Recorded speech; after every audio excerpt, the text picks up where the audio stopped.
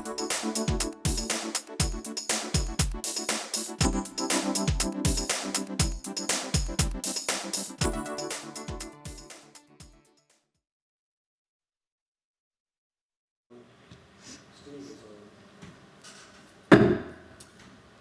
evening. I call this meeting to order.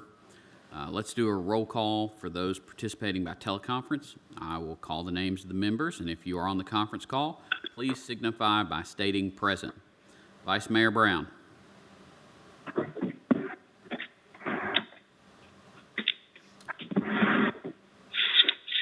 Alderman Church. Present. Alderman Jones. Present. Alderman No. Present. We have 4 members present, therefore we have a quorum. Just a few housekeeping issues before we continue. We need to document that we are conducting this meeting by electronic means due to the COVID-19 pandemic, and it is necessary to protect the public health, safety, and welfare of the citizens, city employees, and elected officials from possible exposure to the virus. This meeting was advertised in the Murfreesboro Post on Tuesday, April 14th, 2020. The electronic versions of the packets were distributed on Tuesday, and physical packets were available to be picked up today. This meeting is also being live streamed on Laverne Channel 3 and the city's YouTube channel. The video will be posted on YouTube after the conclusion of the meeting. I would like to ask all board members to be courteous and not interrupt each other when speaking. When you aren't speaking, please have your phones on mute as to avoid any background noise. Tonight, Phyllis will go through the stormwater and several other budgets. And does anybody have any questions?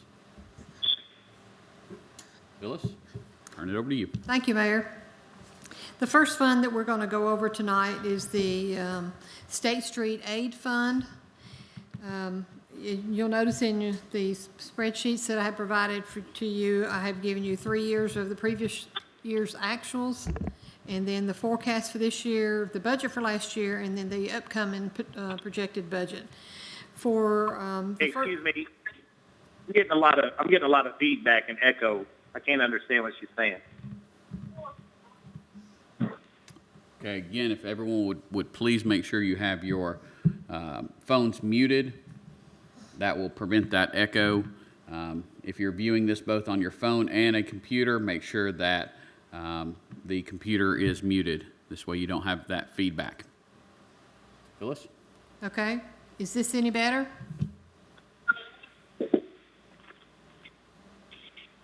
Can everyone hear me? Yes, ma'am. Is it still bad reception, or is it better? Yeah, yeah, it's better. Okay. The first fund that we're going to be reviewing tonight is the State Street Aid Fund. In your spreadsheets that I provided to you, I have given you the previous 3 years' actual numbers, the current year forecast, previous year budget, and then, of course, our upcoming 2021 budget. We'll go over the revenues first for the State Street Aid Fund.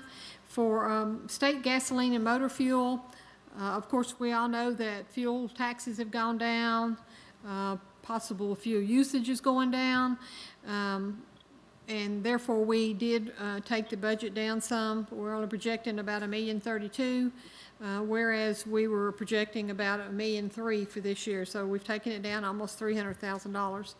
The only other revenue stream in this fund is the interest earnings, and we're expecting approximately $500 in interest. So that gives us a total revenue stream of $1,032,500. On the next sheet, for the expense side of the State Street Aid Fund, we have the first line item covers our street lighting, and we're estimating about $285,000, and that's pretty much in conjunction with the previous years. We also budget for any road paving in this State Street Aid, and we're expected to possibly spend approximately $674,000. And we pay out about, expense about $350 in service charges. And then, of course, we have a bond payment that's payable out of this fund, $65,000 for the principal and $7,669 for the interest. And that gives us a total of $1,032,019 for the expenses. Any questions on State Street Aid? Okay, we'll move right along to the senior center fund budget. The first tab is our revenues that consist in the senior center budget. We get about $46,200 from Rutherford County grant, $5,000 approximately in the senior citizens activities. We earn about $30 in interest. We earn about $1,500 in the farmers market. Fundraisers, we estimate about $3,000. We have a grant with GNRC for $26,800. Miscellaneous hot dog sales fundraisers, $500.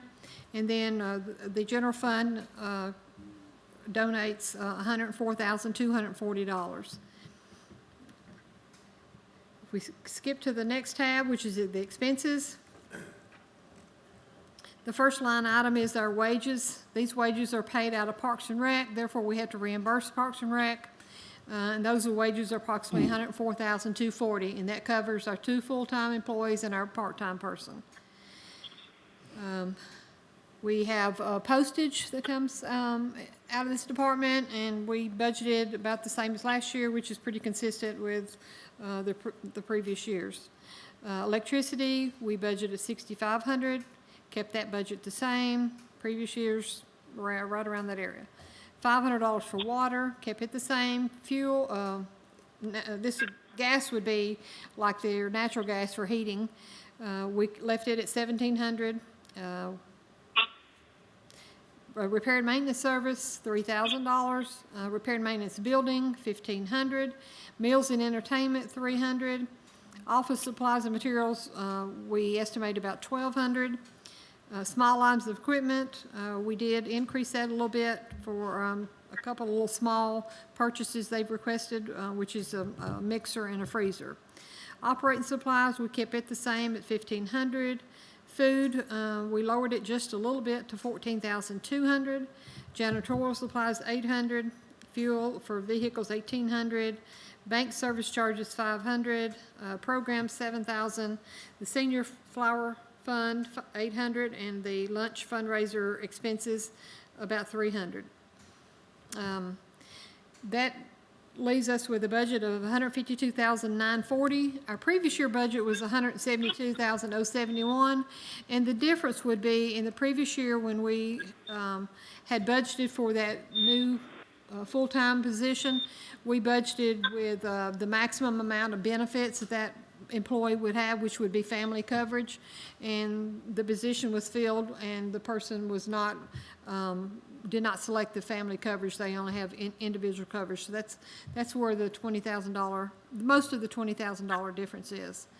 So with that being said, we have revenues of really about 180-something thousand. We have expenses of about $152,940, and that leaves us with $34,000 that we can put back into the fund balance for the senior center fund.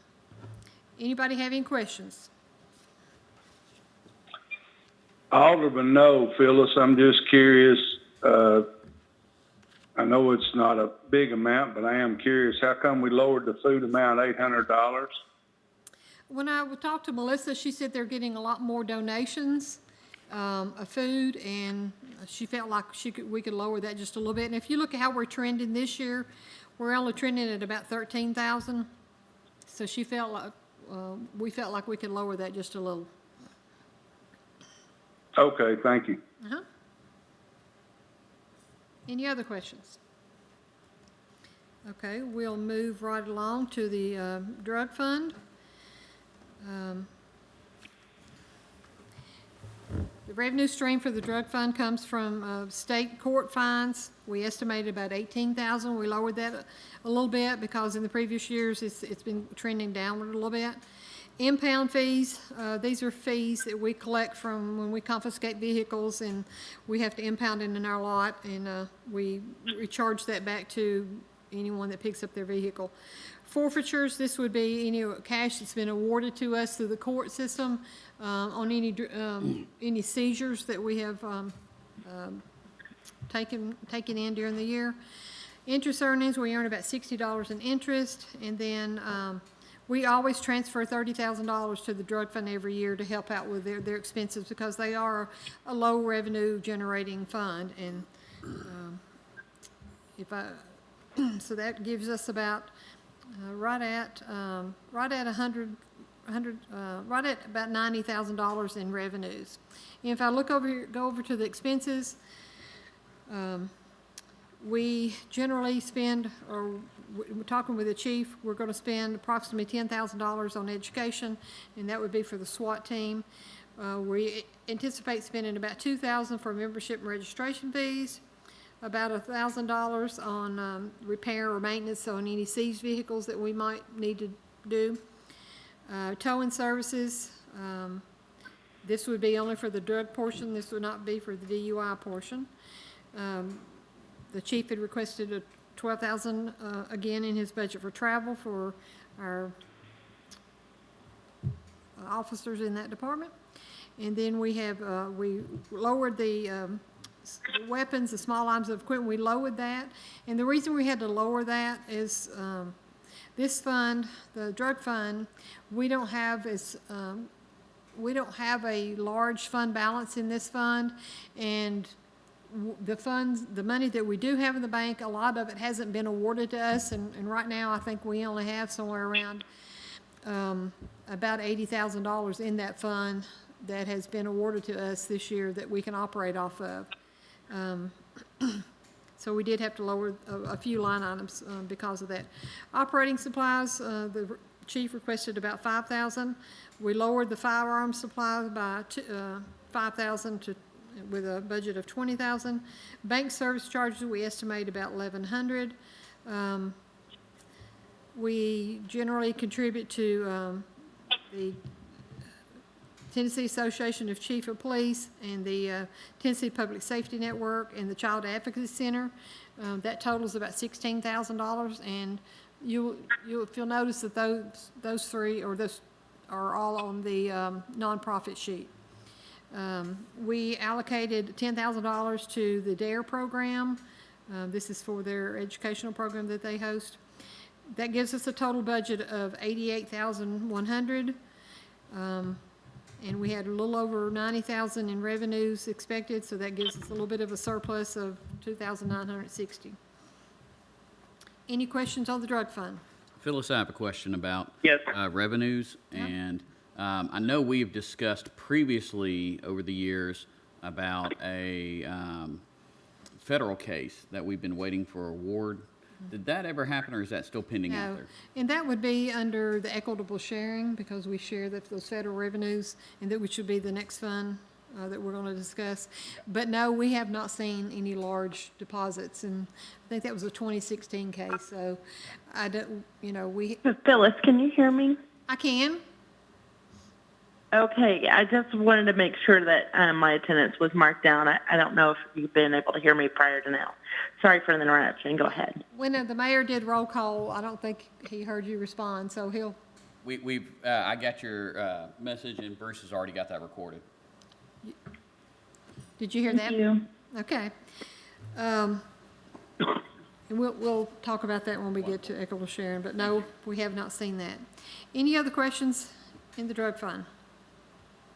Yes, Alderman Church. I have a question. You said there was $10,000 for DARE income, but it's not showing on the chart. That's their expenses. It's on line item 791. And on line item 36903, it's zero. We don't get income from No, that. we don't get income from DARE. Thank you, Okay. Chief.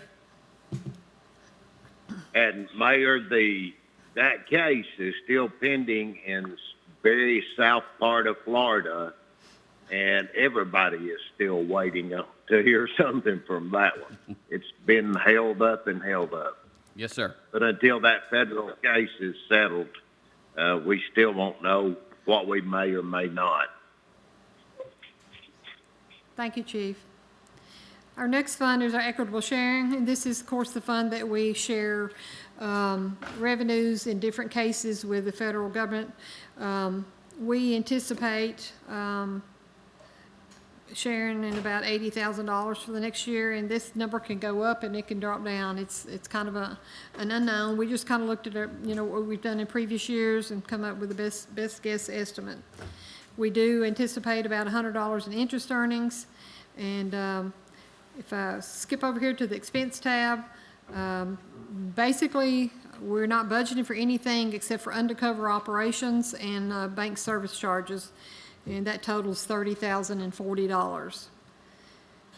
Going back to the revenue tab, if we have about $80,000 in revenues and only $30,000 in expenses, then we should have a surplus of about $50,000. And that'll go back into the fund balance for the Equitable Sharing. And any questions on Equitable Sharing? Okay, we'll move right along to Stormwater.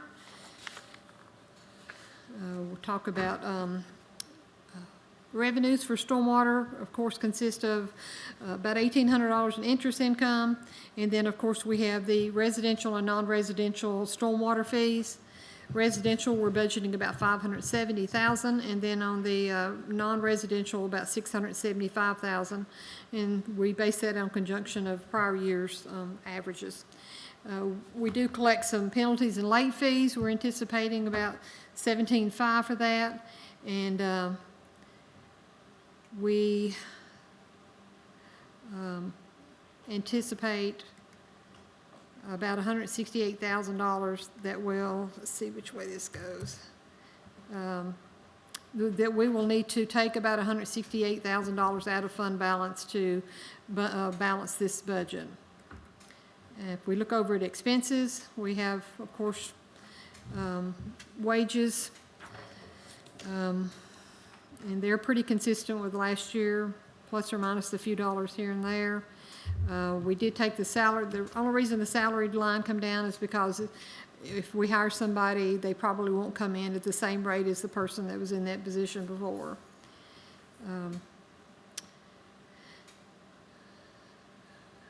We did increase the electricity just a little bit. Seemed like it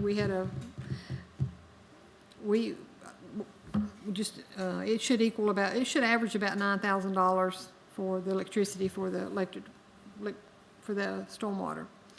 Going down through here and just looking at any changes for the audit fees, we increased those about $500. We did not rebudget for the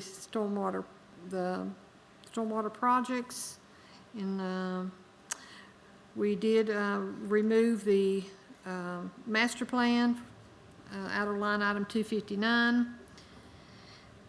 We did remove some of the stream monitoring or some of the ditch repair that was not reoccurring. We did remove those costs. We lowered the fuel for vehicles by $1,000, and we did rebudget for the crew building. We have not spent that money in 1920, and Adam wanted to rebudget that in 2021. So that leaves us with total expenses of $1,432,000, and we only have about $1.2 million in revenues coming in, so we're going to be taking a little bit of money out of fund reserves if it's needed. Any questions on stormwater? Yes, I have a question on the crew building. What exactly is that? Adam, are you on?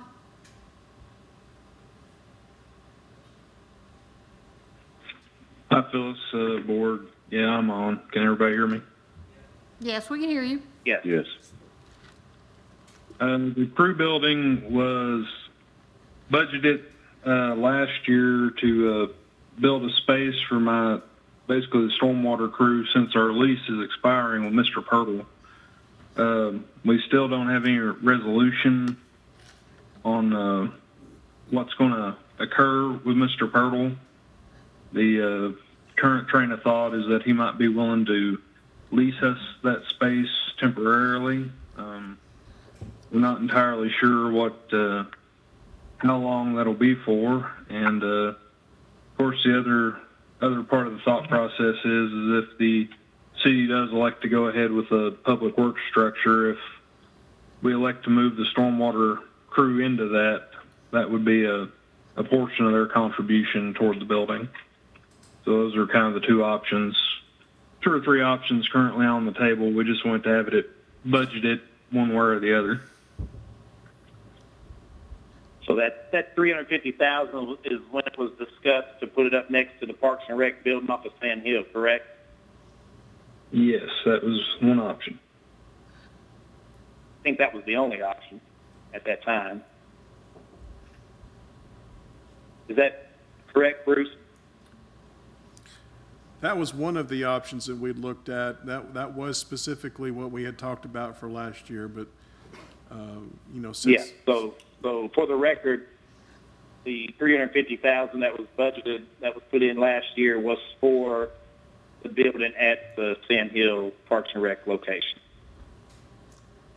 Well, again, that's up to this board to decide. But we already decided on that. That was last year. That was last year's budget, or actually this current year's budget, and that money has not been allocated.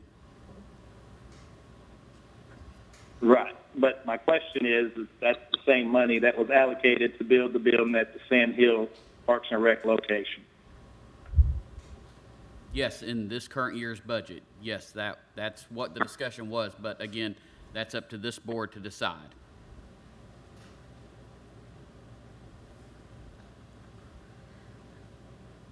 All right, thank you.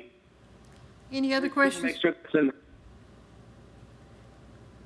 Any other questions on stormwater? Now, if we can just make sure that's in the minutes, thank you. Alderman Church, this is a workshop. There's no minutes. Okay, so there's no minutes. Okay.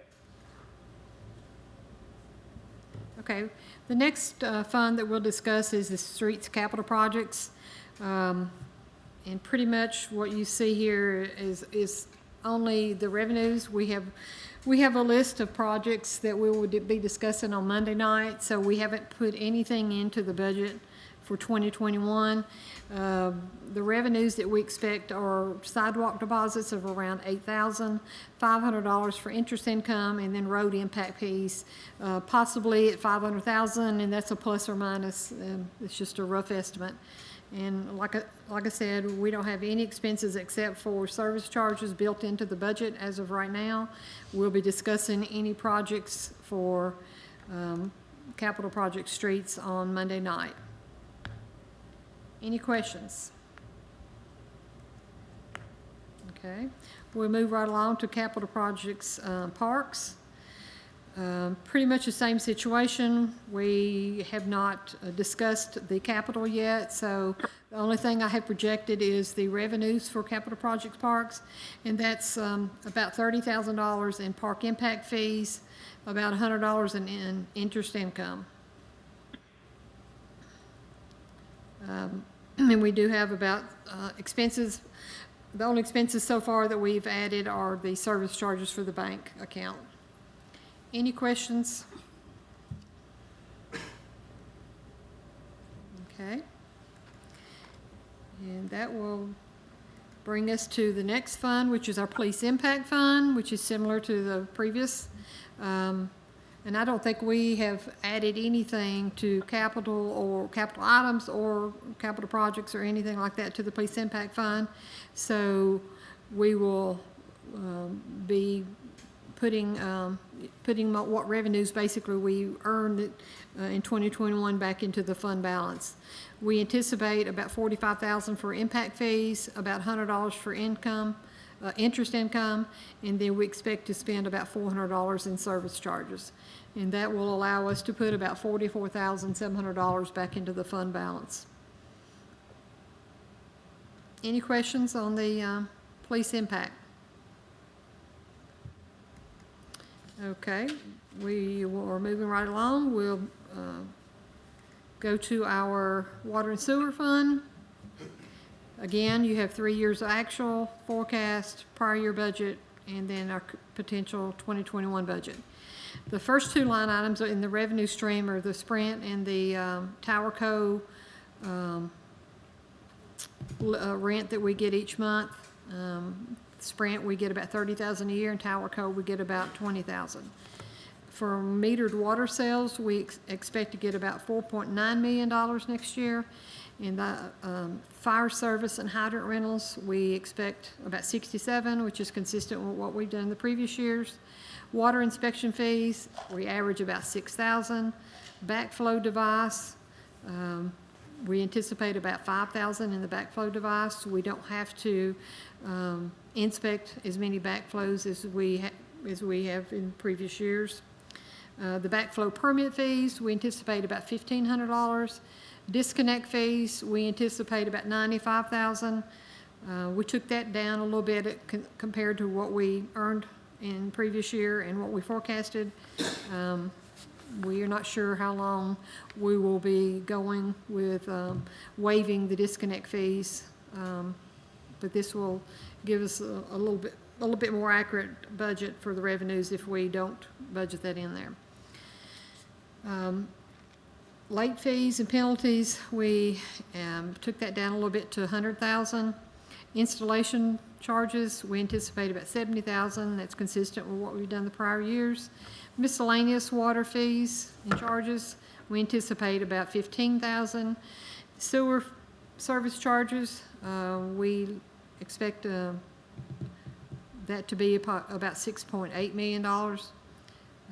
And that was calculated by taking the previous year's actual and increasing that about 5%, 3 to 5%. Sewer inspection fees, $4,000. Sewer disconnect fees, $150,000. And then we have recycle revenue of $500, interest earnings of about $23,000. Irrigation tap fees, we anticipate about $3,000. And then for the water meter charge, we anticipate receiving about $30,000. We have estimated about $150,000 in tap fees and about $300,000 in sewer tap fees. That gives us a total revenue for the water sewer fund of $12,777,000. Okay, we'll flip over to our next page, which is our expenses. The first department we'll go through is the water treatment plant. And in total, we are going to be at about $2.8 million, which is somewhere around about $200-something thousand, almost $300-something thousand. And part of that is we're not going to rebudget for the filter 5. Looking at the individual line items, we do allocate some expense to the water department from other departments, from engineering, finance, HR, IT, and admin, and that equals about $144,000. The electricity that we currently pay for the water treatment plant, we estimate about $300,000. Water, about $2,500. Phones, about $5,500. Our audit fees of around $4,200. Engineering fees of about $40,000. Fines and penalties, $3,000. Other professional services, which is the fee that we pay to Infomark, is we anticipate about $1.6 million. Repair and maintenance service, $10,000. Repair and maintenance on the building, about $40,000. And then the water storage maintenance, that's a pretty standard fee, and it's going to be about $34,000. We do put in a little bit for chemicals, just in case they go over, because I think in our contract, if they go over a certain amount, we have to pay the difference. Or if we require different chemicals, we pay for that. Insurance, we anticipate pay about $82,000. Depreciation, we expect to have about $490,000 in depreciation. The property taxes on the cell tower at the water treatment plant is about $1,500. So that's a total budget for the water treatment plant of $2.844,869. Any questions on the water treatment plant? Okay, next, Hey, Phyllis, yes. sorry. Is this for the operations of the plant also? Yes. The line item 259 is our fees that we pay to Infomark for operating the water treatment plant. Okay, thank you. Uh-huh. Moving on down to the sewer department. Of course, we have wages that you notice that they're pretty consistently what they were the year before. Of course, we, are not building in any kind of wage increase at this time. I'm just going to go down through here and point out any line items that may have changed some. The first one would be our sewer fees to Metro. We're anticipating that to go up to about $2 million, $2,067,000. We decreased the natural gas by about $300. Increased the audit fees by about $200. We decreased the architectural line item 254 because we don't have to budget for the sewer master plan because that was that was done in the current year, 1920. We reclassified some items in the repair and maintenance service. So the repair and maintenance is now going to be $80,000. We moved some stuff around to some different line items. Didn't really take anything out on that line item, just moved some stuff around. Vehicles, repair and maintenance of the vehicle, this is mainly on the camera truck. We did add $5,000 into the budget for line item 268, which is repair and maintenance on roads. And this is to help do any kind of residential repair. We hadn't really been budgeting for that, so we, after talking with Dietz, we decided to add some in there. If we mess up somebody's driveway or whatever, this will allow us to have funds to make those repairs. Going down through here, and this line item 320 is where we moved part of the previous line item 260. We moved some of those funds down to 320. Line item 322, we reduced that by $40,000.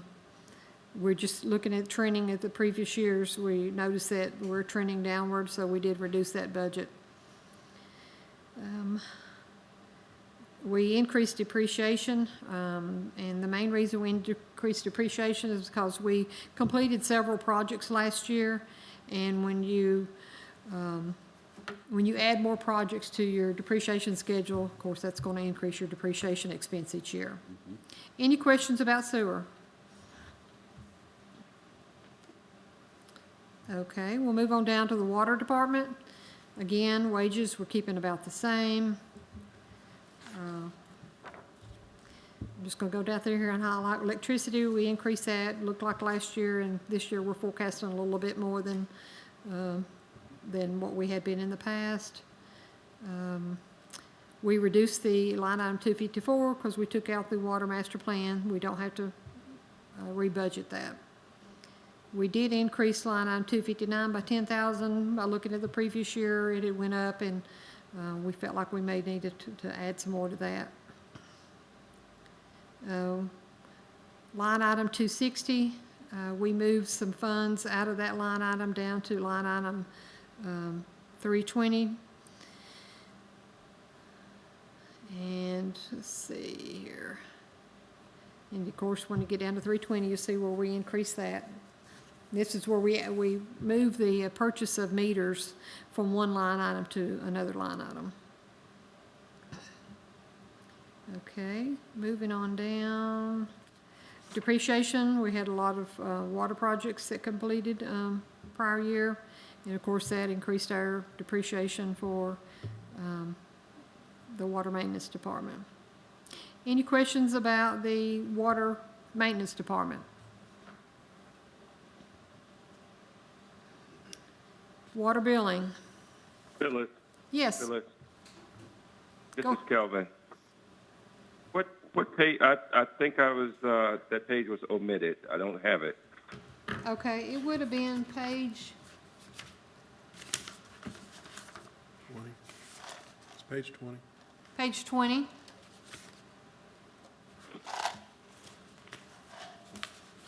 Page 20 and 21. Are you missing it, Calvin? Okay. I'm probably going too fast for you. That's fine. I can pick it up tomorrow. Okay. I don't. Sorry about that. Okay. I'll just. No problem. No problem. I'll pick it up tomorrow. Okay, thank you. Our next department is Water Billing Department. I'm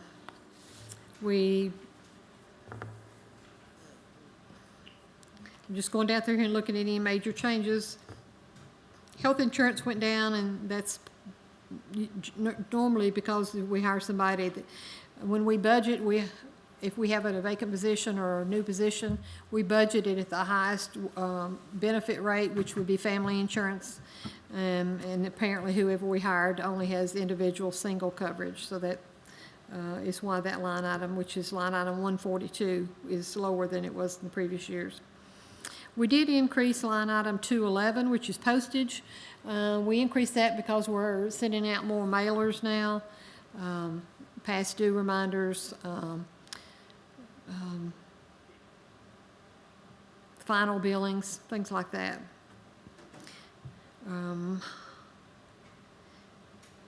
We now have since we have the water billing technical person, we added about $1,000 in there for any kind of vehicle repair.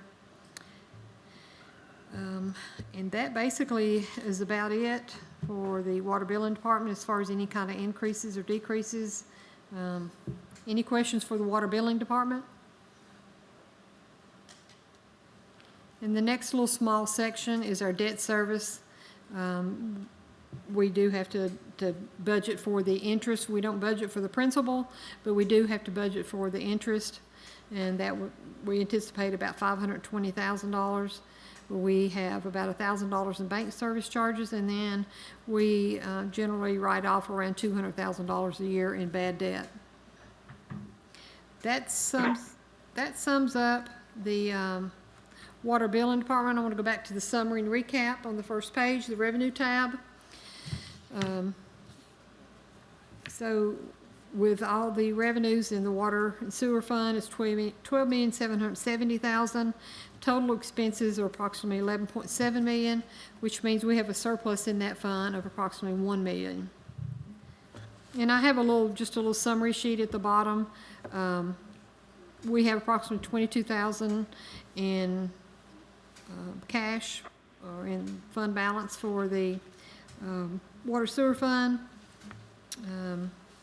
We expect about $3 million in projects next year. We expect about $2.2 million in depreciation. We expect about $1.2 million in principal, and that will change our net position, which is our surplus of about to $1,027,000, which will leave us about $21.9 in the water sewer fund.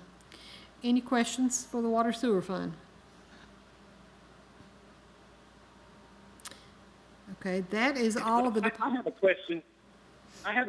But it's going back to page 16. You only wait to the end of this math. Okay, what was your question? It's going back to page 16. It's Department Code 52100, and it's Object Code 259, the other professional services. And when I asked the question, what was that? I guess that's labor or operation costs for the contract. And it's over $250,000 increase, and we seem to be going, removing revenue from line items, and we're adding $250,000 to that. Can you explain that? Yeah, we renew that contract every year, and that contract increases based on, let me see what there's an index that they use every year to determine their fee. Yeah, and it generally averages about 4% increase each year, and that's from Infomark, and they use an index. Can't tell you right now what the index is called, but they use a nationwide index to gauge their fees, and If that index has gone up 4%, they usually pass that on to us. So with that increase, is that something is that contract renewed each year? We have how many years? I think it's a 5-year. We have a 5-year contract, and in that contract, there is, stipulation in there that their fees are based on a flat amount plus whatever the price index increases for that year. It just seems like that's a high $237,000 increase for the same service. We're paying for all the upgrades. I don't understand how they justify that much of an increase when we're doing we're paying for the upgrades. I mean, they're not putting that back into the plan. I'm not seeing that amount. I'm seeing, Where are you seeing the 200-something thousand? Well, on item 259, it says, the forecast and what's budgeted. So we're budgeting $1.8 million. And you see, Go back the previous. If you go back the previous 4 years, you see the difference. yeah, well, the budget, when we set the budget last year, that's subject to change. And we budgeted at 1.8, which is not an actual number, that's just a budget. And if you look at that forecast number for 1920, we're going to come in about at 1.6 million. And then we budgeted 1.66. 4% of 1.5 or 1.6 million, of course, is around $60,000. And we basically only added 60,000 to the prior year. Yeah, I see the difference, and that's what I was asking. The forecast. Yeah. So 4%. If they're gonna increase the 4%. Go ahead. If they increase 4% a year, and they have a 5-year contract, it's 20%. Yeah. Well, they have increases in their business just like we do. They have wage increases, they have product, chemical increases. We all see that. Right. We're at a time where, what's going on in our country. I don't know, Bruce, is that something that's negotiable, or are we locked into that, and for how long? We're locked into that for the life of the contract, which is, we've still got 3 or 4 more years on that contract. So the 5-year contract was put in 2017? I believe so, yes.